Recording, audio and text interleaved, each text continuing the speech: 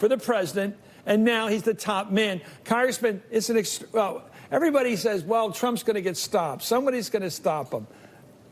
Nobody's stopping him. Well, the American people are beginning to stop him, and I think that's one of the things that happened last night in giving us control of the House of Representatives. And if his ultimate objective is to try to prevent Mueller's investigative report from becoming public, he obviously fails to understand that on January 3rd, when we take control of the House of Representatives, we will have oversight and subpoena power and will not allow him to bury any report and or hide the facts from the American people. So suppose we don't know what Mueller's going to do. Do you know? Is he going to go to indictments? Is he going to go to jury? Is he going to go to report? What do you think he's going to do, Mueller, if he's not stopped by Trump? It's not clear that he's concluded in terms of indictments moving forward. There was definitely a pause as a result of the window inside of the election. We're now outside of the window, and I think that that investigation will continue, and we're likely to see some more people held accountable. The law does provide that ultimately he does have to issue a report only to the Department of Justice, not to the American people, because the independent counsel has expired. That's why it was so important for us to take back control of the House of Representatives on the oversight responsibility, because we can prevent them from burying that report. Mimi, I have a hunch that Trump has very few people he's not willing to dump. Throw him under the bus. He's done it with so many of his people. And then he mocks them afterwards. Look what he did to the Republicans that didn't endorse him or embrace him, as he put it, in the election. He laughed at them. He loves saying you're fired. That's his giggle.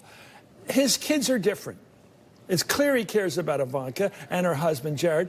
My instinct has been, at some point, Mueller's going to prosecute them because of the Trump Tower meeting and all the involvements they've had, especially the son, Donald Trump Jr., because of the Trump Tower meeting. Trump can't allow his kids to be indicted because people have told him he can't pardon them. So doesn't he have to stop Mueller in his tracks, like right now? Well, I think that's what he's trying to do. And I think that's why this is, I think, Chris, as bad as him having fired Mueller, maybe even worse. And let me tell you why. First of all, he's done it in this sort of stealth way. I mean, I don't know that I've thought of Trump as a very smart, calculating guy, but he is here now. He is president. He got got there somehow. Well, we can debate that another time. But when I walk past Trump Tower here on Fifth Avenue, I don't know about you, but I'm impressed. But he does own that building. This is a very calculated move that he did. He got this guy in who can now control not only the Mueller investigation, but the investigations in the Southern District of New York into the Trump Organization, any cases that Mueller farmed out to the Eastern District of Virginia. Whitaker's got all this. He has got more control now over lots of different arms going into Trump's family, and that is really dangerous, and he's got cover now. We only got one lawmaker here. Congressman, let me ask you about I've watched the pattern of this thing.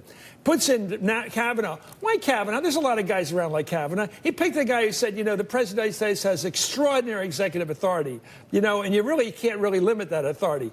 And then he brings in this guy Whitaker who thinks the same exact thing. What's going to stop him from just claiming the extraordinary power as President of the United States to do whatever he wants to do with his departments, including the Justice Department? What are you guys going to do about it? Will you impeach him?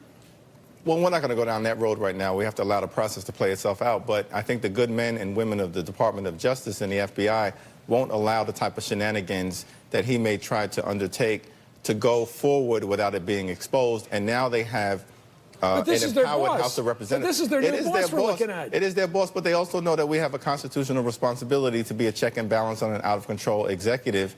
And the cover-up caucus that had been in charge of the House of Representatives for the last 2 years is no longer in the majority. You mean Nunes and company? Nunes and company. He's the lead one of the cover-up caucus, but there's a whole bunch of them, unfortunately. Let me go back to Michael. The reporting on this, where is it going tonight and tomorrow? How far Trump is heading in this direction?